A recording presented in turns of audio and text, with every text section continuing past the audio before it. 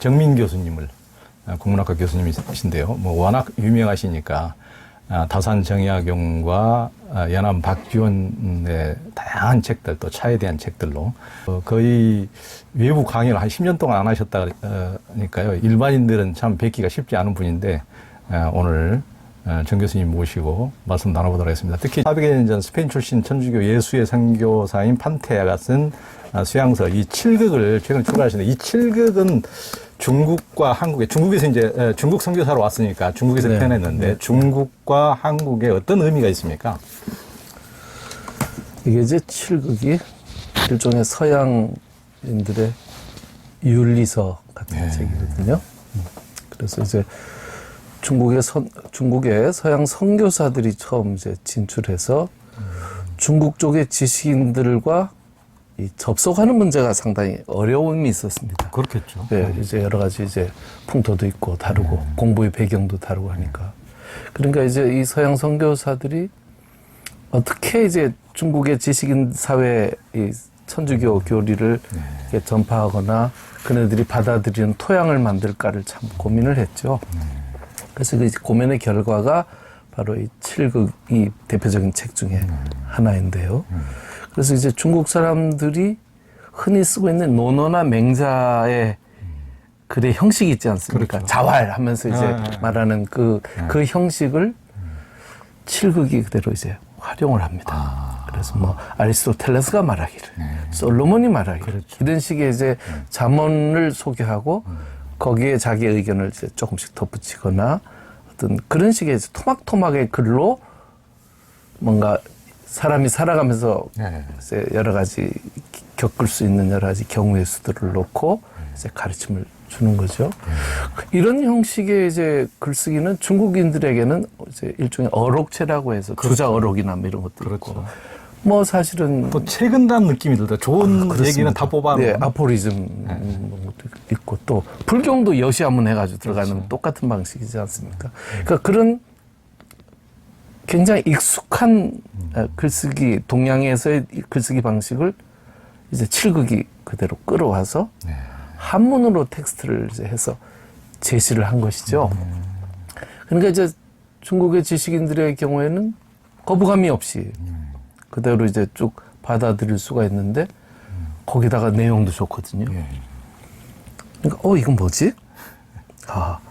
우리한테 논어맹자가 있다면 이쪽에는 이게 있구나. 이제 이런 생각을 했고 또 하나가 이제 7극이라는 것이 이제 7가지의 극복을 이제 말했는데 이게 육아에서 말하는 4단 7정의 논리하고 7정 히로에락 에오욕의 어떤 7가지 인욕이죠. 천리와 인욕이라는 게 이제 두 개의 유학의 두 개의 크게 개념인데 천리를 인욕을 누르고 천리를 이제 얻는 것, 이것이 이제 인격적인 완성이고 그 삶에 도달한 것을 군자라고 규정하지 않았습니까?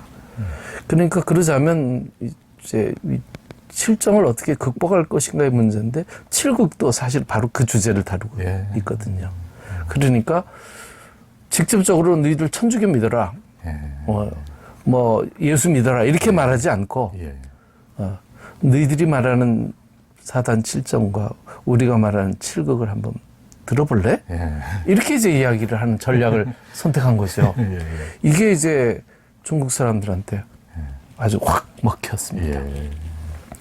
그래서 이제 일단 중국에서 볼 때는 이단 신앙의 어떤 이런 것들을 받아들이는 것에 대한 거부감을 이제 완화시키는 완충 장치가 됐고, 이제 그런 것들이 이제 서구의 기독교가 천주교가 이제 중국에 토착화되는데 자리 잡는데 아주 굉장히 이정표가 된 그런 책이었습니다.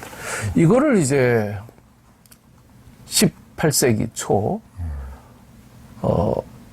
성호 이익이 이제 이걸 보고는 똑같은 감동을 받은 거죠.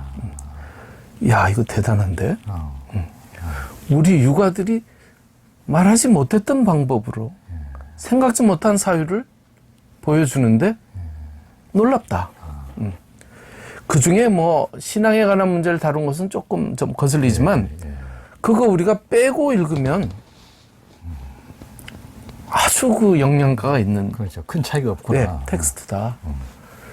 거기다가 이게 뭐냐면 그 당시 서구라는 것은 어마어마한 어떤 과학이나 어떤 그 문물의 어떤 그 우월성을 갖추고 이제 들어오지 않았습니까? 예, 예. 그러니까 그들의 어떤 이런 물질의 배경에 있는 그 정신의 사유가 뭔가 우리보다 위대한 게 있으니까 이런 성취를 거두지 않았을까? 그게 이거란 말이야? 그렇다면 우리도 조금 한번 눈여겨볼 필요는 있겠다. 이제 그런 생각이 이제 성호가 이제 그것을 보게 했던 배경이죠. 근데 성호는 사실은 그 당시 난민항맥에서 그렇죠. 최고. 예. 탑 오브 탑인데 이 큰 학자가 대놓고 극기복례나 이거나 뭐가 다르냐? 칠극이나.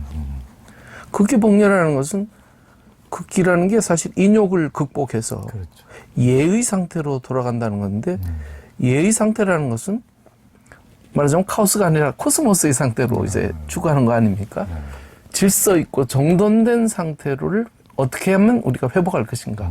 인욕에 의해서 훼손되고 어지럽혀지고 헝클어진 마음을 우리가 어떻게 회복할 것인가? 질서의 상태로.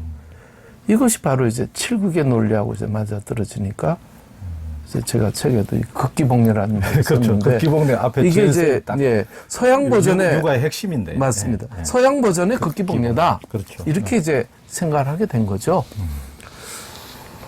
그러니까 이제 큰 스승이 이렇게 말하니까 이제 다산이나 이런 분들이 이제 그걸 또 그대로 받아가지고 진짜 열심히 읽었습니다.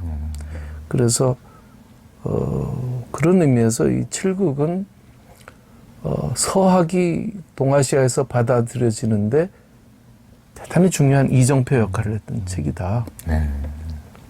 그리고 수많은 내용들이 우리나라 문인들의 글 속에 쑥쑥 녹아 들어가 있습니다. 네. 표시 안 나게 녹아 들어가 있으니까 결코 이 영향이 만만치 않았던 거죠. 네. 그때는 이제 드러나면은 이제 그렇습니다. 찍히고 네, 잘못하면 네, 죽으니까. 네, 이렇게, 은폐의 전략으로 이제 은밀하게 했습니다만은 읽어보면 요게 여기서 나왔구나 하는 거 금방 알 수 있죠. 네, 네. 그렇죠. 그 이제 정 교수님께서 방금 말씀하신 대로 그 실은 이제 중국에 와가지고 선교사들이 이제 했던 전략 그 중에서도 그 예수회가 이제 훨씬 맞습니다. 그런 게 그 토착을 존중하고 했던 게 굉장히 그 다른 또 수도회하고 많이 다르지 않습니까? 정확한 말씀이시죠. 특히 이제 여기 이제 판토아 이 칠극의 저자 판토아의 선배 네, 마테오 리치 이 천주시리도 이제 한국에 엄청나게 이제 들어와서 또 그때 당시에는 뭐 천주시리가 또 그 정조 때 막 문제를 일으키고 이제 뭐 사화를 낳기도 하고 이제 그랬는데 많은 이제 천주교 신자로 천주교 쪽으로 이제 귀의를 하니까 여기 이제 칠극의 판테아는 마테오 리치보다 15살이 적고 중국에는 마테오 리치보다 28년 늦게 들어왔는데 그래서 이제 마테오 리치 조수로 그 중국에서 선교사 생활을 시작했더라고요.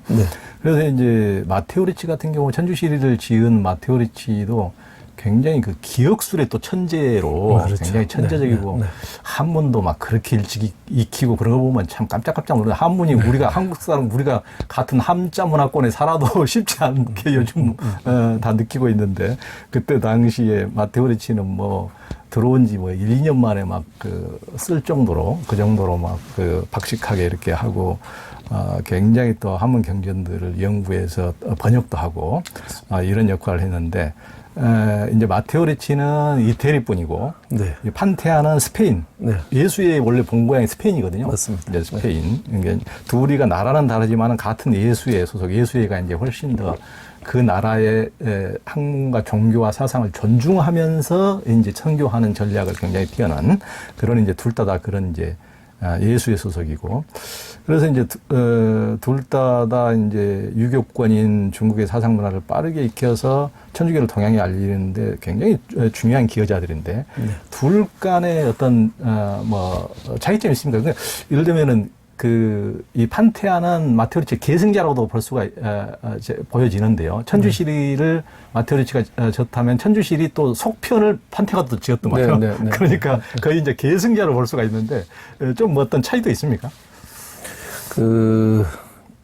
조금 뭐 큰 차이는 없고요. 비슷한 뭐 맥락인데 얘네들이 이제 아까 이제 좀 전에 말씀드렸듯이 어떻게 해야 이제 중국의 지식인들 사회에 이것을 이제 퍼뜨릴 수 있을까? 같이 이제 녹여낼 수 있을까? 이 문제가 이제 가장 큰 고민이니까 좀 전에 조선 말씀하셨던 그 기억술 같은 것을 적극적으로 활용하죠. 그렇죠. 그럼 예를 들어서 논어를 읽는데 처음 보는 구절을 딱 주면 그걸 탁 펴가지고 읽으면서 탁 덮고는 그냥 잘잘 외워버리거든요. 외국인이. 그러니까 너무 놀란 거죠. 예. 자기가 처음 펴준 글을 그냥 외워버리니까. 그러니까 여기서 이제 마테오리치가 장난으로 내가 거꾸로 한번 외워버리? 그래서 논어를 하기 시습지를 거꾸로 읽어요. 그러니까 보통 왜 기억술로 하면 그건 사실 그네들 방법으로는 간단한 거거든요. 그러니까 이 중국의 지식인들이 그걸 보고는 다 기함을 하는 거죠. 그렇죠. 이야, 너 하는 법만 배우면 내가 과거 공부 그냥 문제 없, 그 방법 좀 알려다오. 이래가지고 이제 이게 지면도를 익힌 다음에 그래가지고는 이제 또 우론이라는 책을 쓰지 않습니까? 교우론, 프렌드십에 관한 책도 쓰는데 이런 거는 이제 신앙의 문제를 벗어나는 거거든요. 이게 결국은 뭐냐면 그 당시 이 선교사들이 중국 지식인들과의 접촉면을 확대하기 위한 노력이에요. 그렇죠. 네, 우리 너무 개상한 거 아니니까 좀 받아들여 봐라. 한번 대화 한번 섞어보자. 그러면서 이제 마테오리치가 특히 예수회가 했던 방법이 보유론적 유학을 보완하는 논리로 서학을 받아들이면 좋겠다. 이제 관점이니까 이제 그거는 같은데 이게 이제 초기에 천주학을 서학을 중국 사회에 파급시킨 가장 큰 두 개의 텍스트가 마테오리치의 천주시리하고 이 판토하의 칠극입니다. 그런데 칠극은 앞서처럼 어록체의 형식으로 했고 종교적 색채를 전면에 내세우지 않았어요. 인간의 탐욕, 7가지의 탐욕, 욕망을, 죄악을 어떻게 극복할 것인가를 이제 윤리 수양의 문제를 전면에 내세웠고, 천주시리는 책 제목에서 보듯이 천주의 실다운 뜻이니까, 시리가. 그러니까 쉽게 말해서 천주교란 무엇인가? 라는 책이거든요. 그러니까 이거는 이제 교리서예요. 그러니까 이제 타픽이 있고, 그 타픽에 대한 설명이 나오고, 그러니까 서사와 이제 중사가 문답하는 거죠. 이런 건 어떻습니까? 그러면 이건 이런 거죠. 불교하고는 어떻게 다르죠? 이렇게 다릅니다.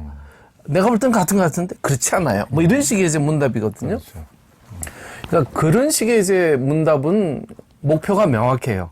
천주교에 대해서 너희들한테 가르쳐 주겠다라는 것이니까 이거는 종교성이 전면에 이제 드러나 있는데 칠극은 그걸 싹 가려놓고 그냥 좋은 글이니까 읽어봐. 그리고 읽어보면 좋은 글이죠. 그러고 나서 앞에다가 이야기를 해놓고 끝에 가서 성경에도 말했어. 하면 성경을 뒤에다 갖다 배치하거든요. 그렇죠. 그리고 신앙을 가져야 돼. 이렇게 말하지 않고 옛날에 이러니까 참 솔로몬이 이랬다더라. 그거 좋지 않니? 뭐 이런 식으로 이제 설명한단 말이죠. 그 이게 이제 정보가 그렇게 전달이 이렇게 간접화 우회의 경로를 이제 취하게 되면서 흡수가 굉장히 빨랐던 겁니다. 칠극이 훨씬 더 그렇습니다. 우회적인 노련한 방법을 또 취했다고 볼 수가 그렇습니다. 거기다가 이제 이 특징이 뭐냐면 칠극은 서양 사람들이 가지고 있는 연역적 사유가 반영이 돼 있어요. 논어는 아시겠지만 하기시시 불여결호하고 그다음 구절 사이에 인과적 관계가 없어요. 그냥 툭툭 나오는 대로 던져놨고 받아 적은 대로 적어놓은 거지. 이것이 요다음 요 이야기에서 요 발전의 속에 나오는 게 아니에요. 인에 대해서 알려면 논어 전체에서 인이라는 글자가 들어가는 구절을 다 추출해가지고 뽑아가지고 종합해야 이야기가 나오는데 이거는 그렇지 않고 7가지 딱 재놓고 교만 중에서도 몇 가지 하위 항목을 둬서 그 하위 항목에 따라서 또 내용을 배치를 해놓으니까 딱 앞에 주제어가 딱 들어가고 그거에 따라서 논리선상으로 논리가 쫙 연결되니까 각 목에 의해서 정리가 착 되는 느낌. 이거는 동양에서는 경험해 보지 못한 신선한 충격이었죠. 좀 이야기체니까 좀 이야기가 훨씬 더 좀 그렇습니다. 쉬운. 그러니까 이게 이제 접속의 그 수월성을 굉장히 높여준 그렇죠. 그런 책이죠. 그리고 노골적으로 하지 않고 간접화했기 때문에 이제 상당히 전략적인 접근을 했던 거고 아까 또 차이를 물어보시니까 문장으로 놓고 보면 판토하의 한문이 더 우수합니다. 네. 마테오 리치의 글은 조금 그게 외국인이 쓴 한문이라 아무래도 뻑뻑하죠. 그리고 판토하 같은 경우도 뭐 중국에서 한 18년 정도 살았거든요. 그 정도에서 저 정도 문헌문을 구사한다는 거는 대단하기도 하고 누가 좀 도와주기도 했겠지만 그 참 대단한 거거든요. 그리고 서양 사람들이 가지고 있는 어학에 대한 그 제2, 제3 언어에 대한 습득력이 걔들은 저 라틴어라는 문헌문이 있었고 거기에 자기 모국어가 있고 그 사이에도 어원적으로 소통되는 게 있으니까 사실은 제2, 제3 언어를 익히는 훈련들이 기본적으로 돼 있거든요. 그러니까 지금도 서양 학자들이 중국 가서 중국어 배우는 거 금방 배웁니다. 시스템이 잘 돼 있거든요. 그러니까 그 어학력이 이제 바로 와서 이제 본토에 적응될 수 있는데 마테오 리치는 초창기라 말하자면 이 교사로 삶은 어떤 케이스가 별로 없었어도 그랬겠지만 이렇게 번역을 하려고 그러면 힘들어요, 조금.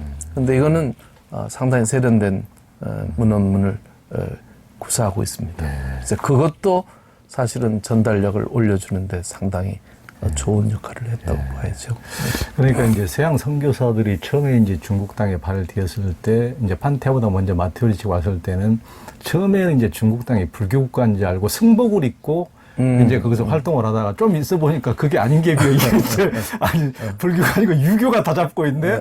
그래서 이제 유관을 차려 입고 이제 선비처럼 선비 모습처럼 이렇게 이제 공부를 하고 유교 경전들을 공부하면서 유교의 선비들과 베스라치들과 이제 교류를 하면서 이제 황궁도 드나들고 이렇게 하는 모습 그러면서 이제 또 이분이 이제 기억술에 그 마테오 리치의 기억술에 한국에서도 한때 유행된 적이 있는데 예를 들면은 기억 창고를 우리도 큰 그 뭐 99칸짜리 집이나 궁궐이라고 생각하고 그러니까 뭐 어떤 분야 어떤 공식은 저 칸에다 저장해두고 그 다음에 어떤 내 지식은 저 칸에다 저장해두고 예를 들면은 우리 정 교수님이 저쪽에 저 의학 그 병원에서 사용하는 차트식으로 모든 그 분류를 해놓는 것처럼 저것도 보니까 마테오 리치 기억술 비슷한 자료를 정리하는 듯한 예전에 우리 한겨레 신문에 우리 구본준 기자가 한 10년 전에 세상을 떴습니다만은 여기 저 정 교수님 인터뷰를 한번 갔다 와서 가장 인상적인 걸로 저걸 얘기를 했는데 저게 이제 병원 차트 시스템인데 저게 이제 드러난 자료를 정 교수님이 딱딱 정리를 했다면 마테오 리치 기억술은 이제 머릿속에서 어떤 딱딱 자료를 이 자료는 기억 속에 저 방에다 저장.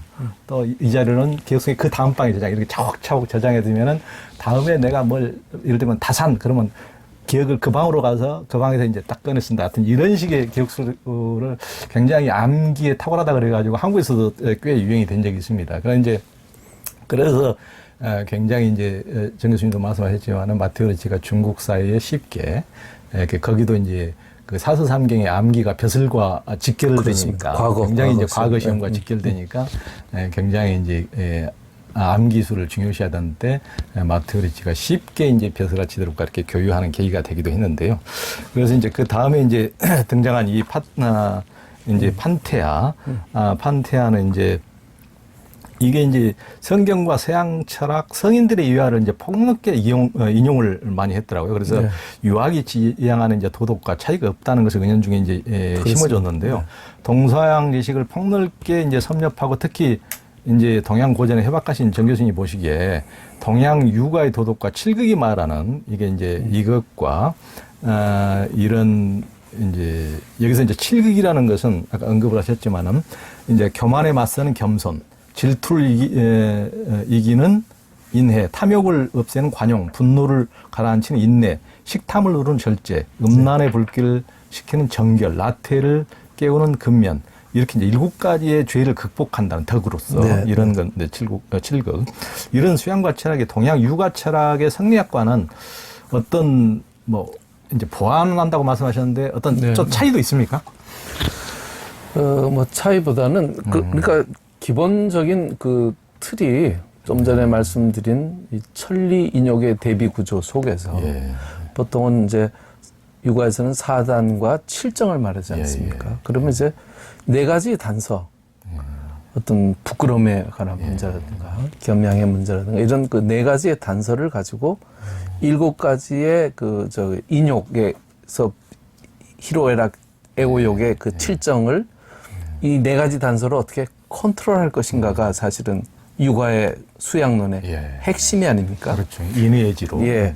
그래서 그 4단과 그 인의예지의 그 4단이 말하자면 하나의 어떤 별이줄이 돼가지고 인간의 어떤 여러 가지 인간사에서 벌어지는 5만 가지 어떤 인욕, 욕망의 문제를 어떻게 잘 붙들고 컨트롤할 것인가의 문제인데 그 4단과 7정의 어떤 그 관계가 바로 여기서 말하는 예를 들어서 교만은 겸손으로 뭐 이렇게 이제 나누는 이렇게 상대적인 개념 그러니까 7죄종과 그다음에 7가지 어떤 그 저 도덕적 지향 요것들을 이렇게 1대1로 대응시켜 놓은 점에서는 그러니까. 사실은 거의 비슷한 거죠. 거의 비슷한 건데 좀 더 딱딱 맞아떨어져 7가지를 7가지로 대응하니까 그렇습니다. 저기는 4단 7정은 7가지를 4가지로 대응하는데 그렇습니다. 그건 조금 그 차이는 좀 있지만 그러니까 이거는 완전히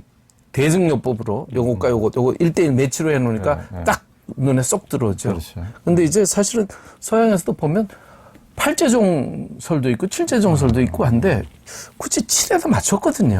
네. 그러니까 이제 그것도 어떻게 보면 동양에서 7을 좀 좋아해서 아니요. 그러니까 그 인욕의 7가지 7정 그 7정의 문제에다가 이거를 포커스를 이렇게 딱 맞춰서 좀 배치한 것이 더 전략적이었다 이런 생각이 들죠. 예. 네. 그러니까 이게 사실은 뭐 전혀 거부감 없이 받아들일 만한 토양이 돼 있었던 논리죠. 그러니까 7가지 감정적 문제를 7가지 덕으로서 그렇습니다. 해결한다는 예. 칠극이 좀 예. 담고 있습니다. 그러니까 그런 면에서는 이제 육아에서 말하는 이 극기복례의 가르침과 원리적으로 다를 게 전혀 없다. 그렇죠. 그러니까 이게 문화의 배경이 다르니까 다른데 또 하나가 이제 뭐냐면 이 서양 사람들이 말하는 레토릭이 아주 재미있는 거예요.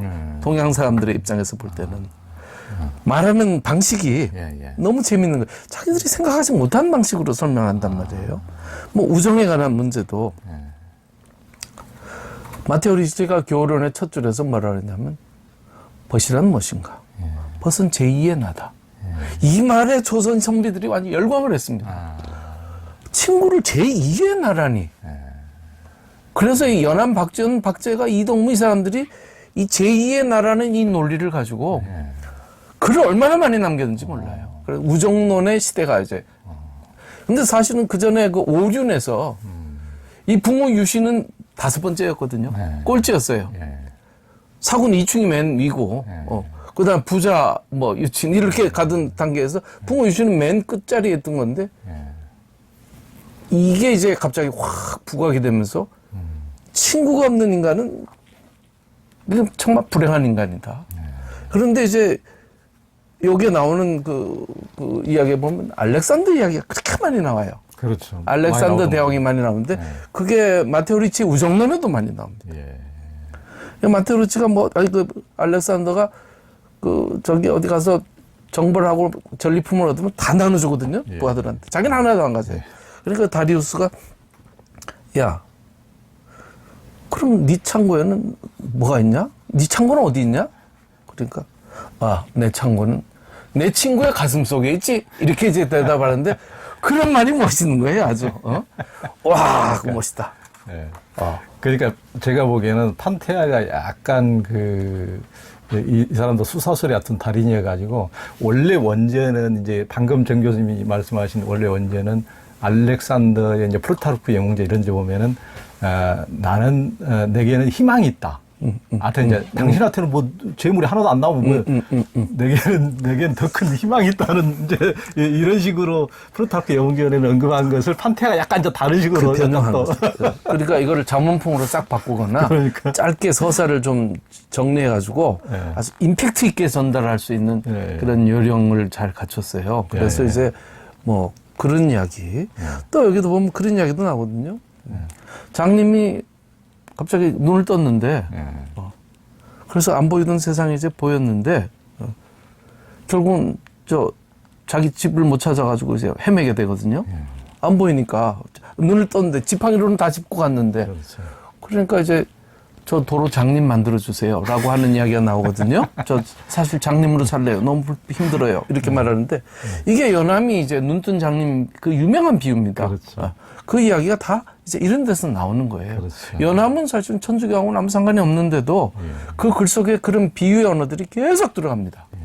그게 이제 상당히 참신하고 맨날 주자나 뭐 노노맹자에서 혹은 기껏해야 장자에서 끌고 오던 그런 비유들이 굉장히 비유의 폭이 넓어진 거죠. 그렇죠. 그게 이제 이 책이 알게 모르게 막 익혀지고 변형되고 받아들여진. 그런데 이게 천주교 신앙하고 관계없이 받아들여졌거든요. 그렇죠. 예. 그러면서 이제 알게 모르게 이제 신앙의 사유가 내재화가 되는 겁니다. 예. 그게 무서운 거죠. 사실 전략적으로는 그걸 노렸던 거고 판토하고 노렸던 것도. 네. 그러니까 이제 예수회 신부들이 이제 그런 면에서 노력은 예수회가 이제 전략적으로 그러기도 하고 그렇습니다.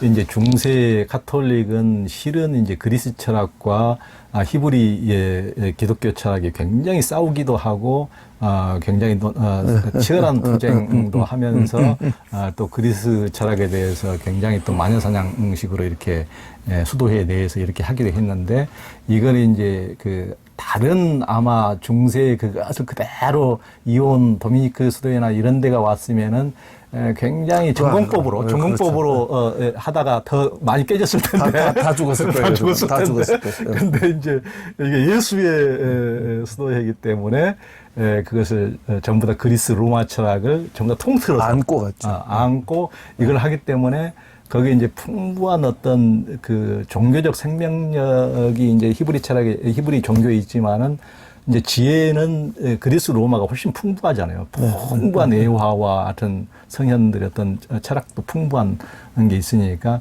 그걸 가지고 이제 UFP를 충분히 그런 지식에 그리스 로마의 방대한 지식에 무장을 해서 그걸 던져주니까 오 이게 서양에도 이렇게 깊이 있는 뭐가 있어 이렇게 이제 되는 거죠. 맞습니다. 그러니까 이게 칠극에 보면 이게 이제 중세 교부들의 이야기가 많이 들어가 있고 세네카부터 뭐 이런 사람들의 이야기도 많이 들어가 있고 또 하나는 지금 말씀하신 뭐 디오게네스부터 소크라테스부터 아리스토텔레스부터 이런 사람들의 논리들이 그 어록들이 막 들어가거든요.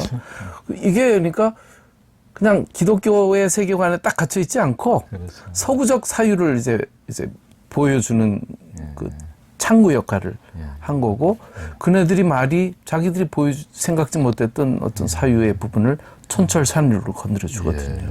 사실 플라톤 같은 경우도 윤회설을 주장했거든요. 서양에서의 윤회설의 출발이 플라톤입니다. 그렇죠. 그 심지어는 인도 불교가 플라톤의 그 윤회설을 가져갔다는 식으로 설명도 하곤 하는데요. 아까 불교 그 말씀하셨는데 이 서양 선교사들이 유럽을 거쳐서 올 때 반드시 중간 기착지가 인도 고아예요. 그러니까. 인도 고아에서 내려가지고 거기서 한 몇 개월 머물면서 이제 현지화의 준비를 합니다. 배 타고 이제 동인도에서 타고 이제 올라오기 전에 거기서 이제 현지 적응 단계를 하는데 거기서 이네들이 이제 처음으로 이제 동양이라는 문화와 그 다음에 불자들의 수행과 그 다음에 윤회에 관한 문제, 천당 지옥에 관한 논리 이런 것들을 스타디를 하거든요. 그래가지고 중국에 와서 제일 곤란했던 게 뭐냐면 야, 니들 그게 다 불교 논리인데 무슨 천당 지옥이고 뭐고 다 그 불교에서 짝퉁 불교 아니야, 니들 이렇게 말을 한 건데 그 짝퉁 불교가 아니라는 것을 아주 논리적으로 명쾌하게 설명을 해줘야 먹혀 들어가겠는데 우리는 불교의 짝퉁이 아니고 불교가 우리 거를 훔쳐갔다 오히려 거꾸로 이제 그런 논리로 뭔가 설명해주고 같은 천당 지옥도 걔들이 말하는 천당 지옥과는 어떻게 다르다. 예. 이거를 설명해 주는 게 사실은 굉장히 어려웠어요. 예. 그러니까 그 사전 학습을 인도에서 하고 예. 이제 중국으로 이제 들어오는 거죠. 예. 이제 그런 그러니까 마테오 리치도 이제 처음에는 중국이 불교 국가인지 알고 이제 승복을 입고 굉장히 이제 불교적 언어로 중국에서 어떤 선교를 해볼까 하다가 그게 완전 유교 국가인 줄 알고 천주시대도 보면은 이제 거기에는 불교는 까고 유교는 굉장히 높이는 계속 시정일관. 그게 이제 그 보유론적이죠. 그렇죠. 그게 이제 그런 전략을 우리는 불교하고는 좀 구분해줘. 다르고 유교하고 비슷하다 우리가 원래 번지수가 다르고 이제 옥황상제, 천재 이렇게 다 그 존중하고 이런 것이 우리가 비슷하다는 논리를 시정일관 펴더라고요. 근데 이제 이게 그 다음 세대에 오게 되면 예수회 쪽에서 어떤 게 있냐면 요하임 부베라고 유명한 분이 있습니다. 이 사람은 이제 기독교 쪽에서, 천주교 쪽에서 이제 이단으로 나중에는 막 몰려가지고 금서가 되고 하는데 이게 뭐를 주장하느냐면 세근주의라 그래가지고요. 사서 삼경 속에 이미 기독교의 정신이 다 들어가 있다는 거예요. 서학에. 그러니까 이제 시경이나 서경에 보면 상제에 관한 개념이 나오거든요. 그렇죠. 그럼 그 상제에 대한 논리를 계속 끌고 와가지고 심지어는 경전의 말만 이렇게 짜깁기를 해가지고 천주교 교리를 설명하는 책도 나와요. 18세기 들어오게 되면 18세기 이제 후반 쪽으로 오게 되면요. 그래가지고 이게 주역도 사실은 그리스도 그러니까 서학의 진리를 담은 책이다. 이런 식으로 이제 설명하는 이제 완전히 그러니까 이거 봐라. 이러고 보면 이미 한나라 때 중국의 경교가 들어왔었고 그 흔적들이 이미 그 이전에 들어왔던 서학의 흔적들이 여기 다 있지 않네. 경전에. 니들 경전의 언어는 사실은 서학의 비전이다. 이런 식으로까지 설명을 하려고 하거든요. 네. 그런 게 이제 결국은 이제 순서가 본말이 거꾸로 된 거지만 그쪽에서 볼 때는 어떻게든지 잠깐 토착화시키고 거부감 없이 받아들여지게 하는 하나의 경로를 마련하기 위한 하나의 고심이었던 거죠. 네. 그렇게 생각할 수 있겠습니다. 그러니까 이제 각 종교는 자기 어떤 종교의 순수성을 강조하다 보니까 다른 것들을 그 다른 종교 사상이나 이런 것들을 다 털어버리고 교리의 순수성을 강조하긴 하지만은 실은 이미 그 서양에서 기독교가 출현하기 벌써 300~400년 전에 알렉산더가 인도까지 오고 헬레니즘 문명의 동서 문명의 해통이 있었지 않습니까? 그렇기 때문에 그 이후에 그리스 로마에도 헬레니즘의 지대한 영향으로 서로 소통돼서 굉장히 또 알만큼 알았고 그 뭐 알렉산드리아 도서관 같은 데는 뭐 10만 권 이상의 장서가 그렇죠. 동양의 장서도 충분히 있었다고 그러니까 제가 생각하기에는 저는 직접 그 나사렛에서 저기 이집트의 수도까지 이제 왔다 갔다 해보니까 굉장히 거리가 짧더라고요. 짧고 차로 가면 한 4시간 정도 거리기 때문에 예전에는 그때 당시에는 뭐 예수님이 이제 잉태됐을 때도 다 죽인다고 로마에서 다 애들을 다 죽였기 때문에 그 이집트로 다 피신했기 때문에 그 전에 뭐 구약 시대에도 다 이집트 노예로 갔고 굉장히 이웃 가까운 서로 왔다 갔다 하고 예전에 알렉산드리아라는 도시는 그 인구의 4분의 1이 유대인이었다고 할 정도로 그러니까 저는 그때 당시에 예수님도 정상적인 어린 시절에 건강한 청년이었고 히브리 어떤 그 랍비였다면은 충분히 알렉산드리아의 지식에 지금 요즘으로 따지면 맨하탄이나 뉴욕으로 칠 만한 알렉산드리아까지 왔다 갔다 했을 거다. 저는 이제 현지를 이렇게 다녀보면 그런 생각을 하거든요. 그래서 동서양에 충분한 그때부터 이미 교류가 있었기 때문에 우리가 어떤 종교적인 닫힌 시각으로만 봤을 때는 그런 게 열리지 않지만은 실은 현지를 이렇게 가고 열린 시각으로 보면은 맞습니다. 이미 오래 전부터 동서양은 다 해통됐고 뭐 피타고라스도 이미 뭐 잃어버린 피타고라스 40년을 그 사람이 동양을 순례했다는 얘기도 있고 플라톤도 잃어버린 10년 동안 뭐 동양을 또 이집트까지 간 것은 나오는데 그 이상 간 것은 이제 역사적으로 증명은 안 되지만은 그 사람이 동양까지 가고 그때부터 이미 교수님께서 말씀하신 윤회론이나 이런 것도 동서양이 이미 상통하는 그렇습니다. 지점이 있었기 때문에 BC 벌써 피타고라스만